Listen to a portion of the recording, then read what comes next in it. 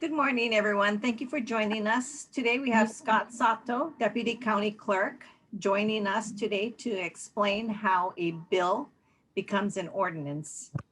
So whenever you're ready, Scott, you may go ahead.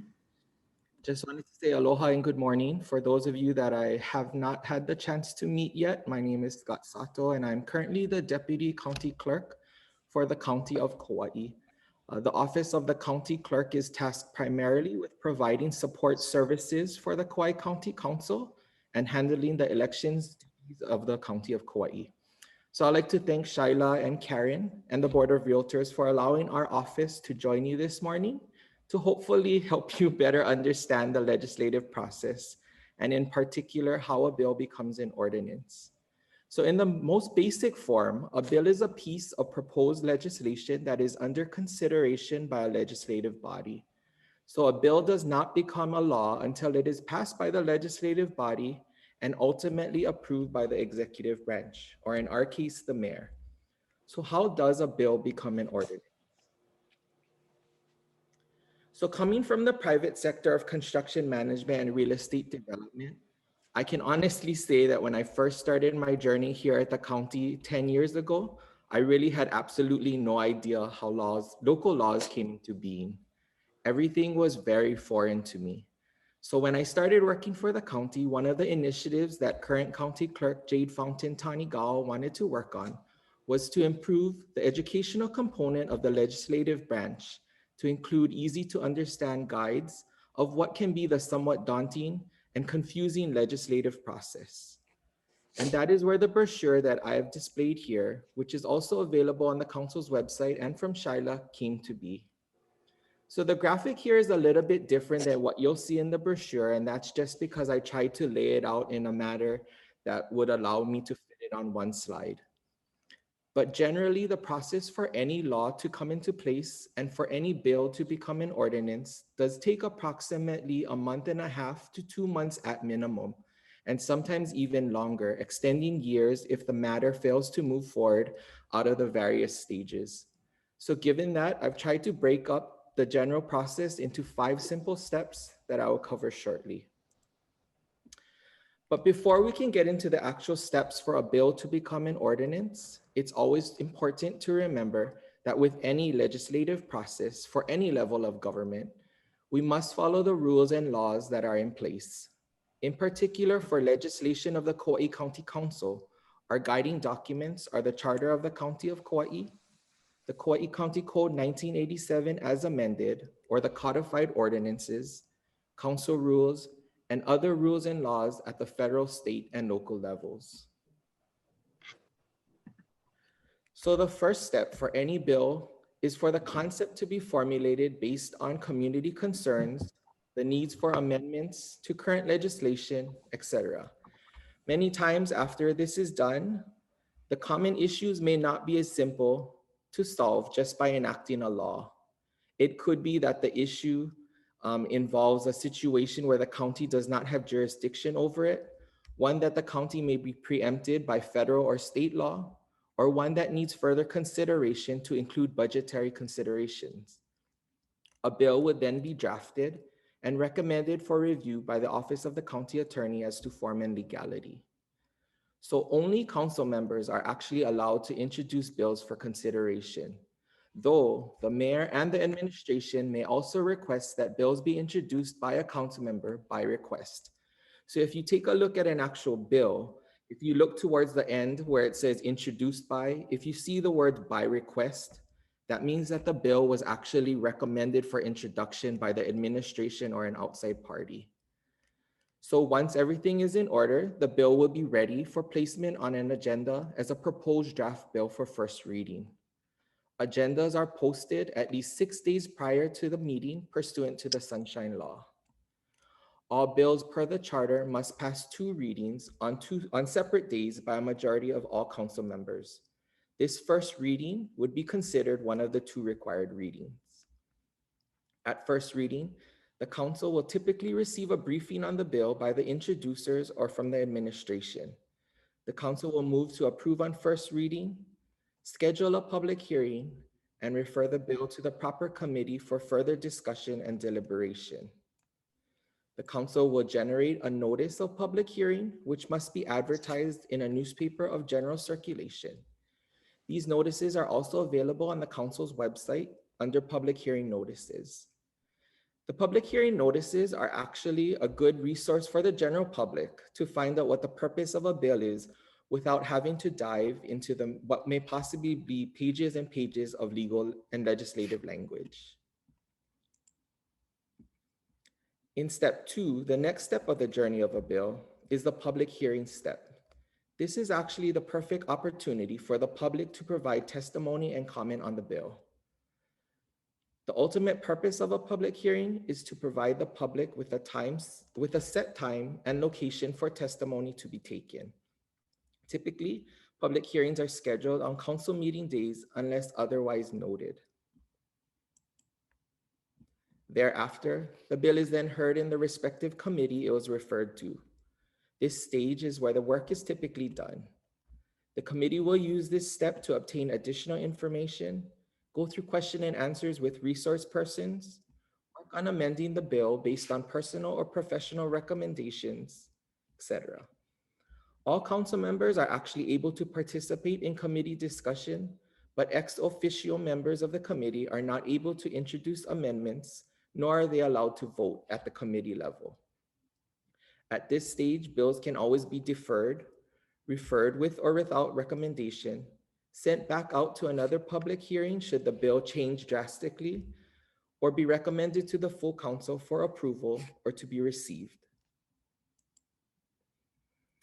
For step 4, after the bill works itself out of the committee stage, it will then be heard by the full council again in its current form, whether it's as amended or not, for second and final reading. And this, per the charter, is the second of the 2 required readings. So once a bill is adopted on second and final reading, the bill is then transmitted to the mayor for approval. The mayor has, per the charter, 10 business days, excluding weekends and holidays, to sign the bill. The mayor may also decide to return the bill unsigned or to veto the bill as well. If a bill is signed or returned unsigned, the bill would finally be assigned an ordinance number and become an ordinance. If a bill is vetoed by the mayor, the council would then follow the prescribed process for addressing a possible veto override at a subsequent meeting. If a veto override is successful, then the bill will also become an ordinance at that stage. If on second and final reading, a bill does not have the votes to be adopted and no further action of deferral or referral is taken, the bill would then be received for the record for disposition. So what is the public process throughout this whole legislative process? Throughout the entire process, public participation is welcome through providing written testimony via email, mail, or fax. You can also participate through oral testimony or by contacting council members directly. Written and oral testimony are documented in the record through minutes or as attachments for that particular meeting. Testimony is accepted for every agenda item and for every meeting of the council, pursuant to the Sunshine Law. Written testimony should be submitted at least 1 hour prior to the start of the meeting. When writing your testimony, it's important to note that council members receive numerous emails each day. It's important to reference the proper agenda item, the bill or resolution number, and for you to state your support or opposition, and to also be concise about the reasons why. If you have recommendations for amendments, it's important to state the reasons why the bill should be amended and provide any factual documentation. You might also want to note that email communications that are sent to council members at kauai.gov or to individual council members are not accessible to staff and are therefore not considered written testimony. Only emails that are sent to council testimony at kauai.gov are considered testimony. The public may also wish to follow all of our meetings live or to watch archive meetings, and the site to access the live webcasts or meeting archives is at www.kauai.com/webcast meetings. So as with everyone and everything, COVID-19 has really thrown us a curveball as to how the council typically conducts its business. Thankfully, through remote technology features and the cooperation of the council members and staff, we've really continued to be able to meet the minimum requirements of the Sunshine Law, as well as Governor Ige's and Mayor Kawakami's various supplementary emergency proclamations related to COVID-19. So to minimize gatherings of the council and staff, you may have recognized that we've started to combine our council and committee meetings on the same day, and this includes public hearings as well. For pre-COVID, we actually used to alternate between council and committees every other week. Unless there was like 5 Wednesdays in a month, then we would skip one as a bye week. We are required per the charter to hold 2 council meetings per month. Committee meetings are actually not an actual requirement if there's no agenda items that are scheduled. So throughout, we still recommend providing testimony, and we accept it. It's very much appreciated in advance. This can be accomplished through the written method mentioned earlier, or we also have started to use for oral testimony, the Zoom remote technology platform to receive oral testimony, since the public is not allowed to enter the building at this point. Other services through our office are also available by appointment only. As a reminder, members of the public can also continue to watch all of our meetings at the live webcast site. So, and lastly, if anyone has any questions or is in search of any council records, or even if you have procedural questions, don't ever hesitate to contact our office at 241-4188 or via email at cokcouncil@kauai.gov, and we'll be more than happy to walk you through the process about anything dealing with our office or the Kauai County Council. So that's pretty much my presentation, and I'm open to any questions that you folks may have. I have a question, Scott. Sure. You mentioned combined council and committee meetings. So I noticed that the last calendar I got, there were separate committee meeting dates. Is that going to be the process now, or is it still going to be council and committee on the same day? So for the calendar that we published for 2021, we still kept it reflecting the council and committee meetings alternating every week. But as long as the COVID restrictions are in place, we're gonna combine the meetings, and they're typically held on the council meeting days. So of course, that means that the stretch between weeks is a little longer. So typically bills will take a little longer at that point, just because Okay. we have to, alternate, and it's going to take an additional week. Okay, thank you. Does anybody else have a question? You can unmute yourself and ask.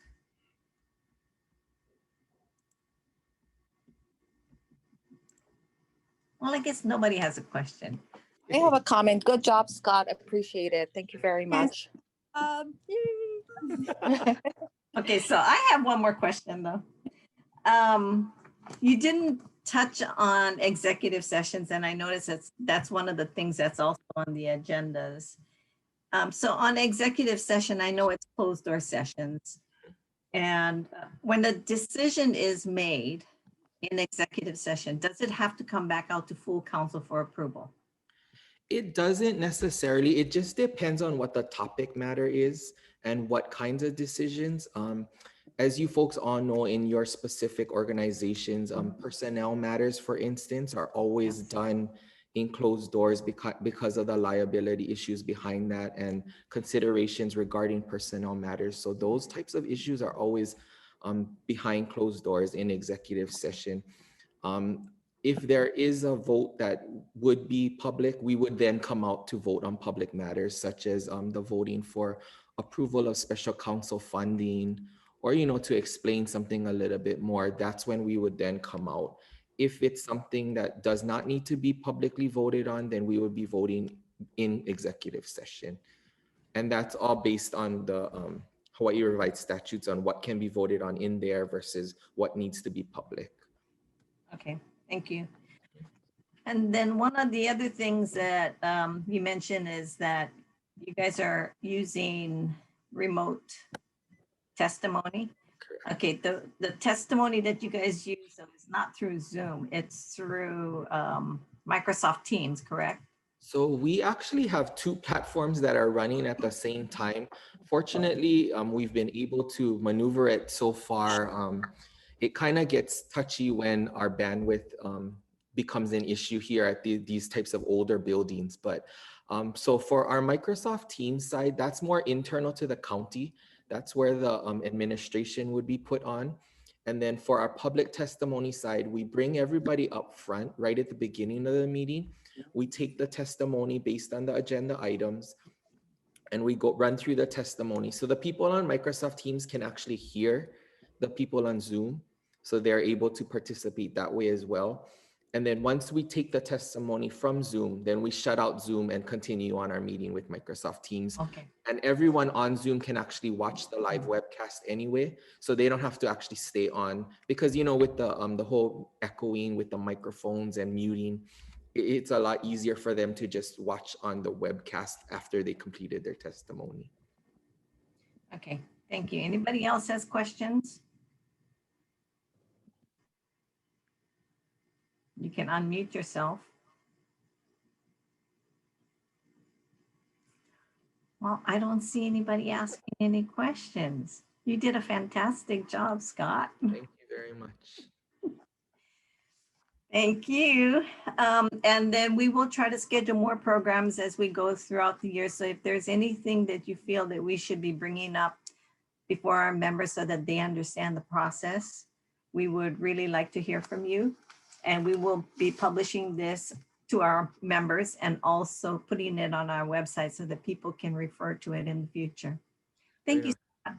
Thank you very much. And thank you everyone you. for participating. Thank you, Scott.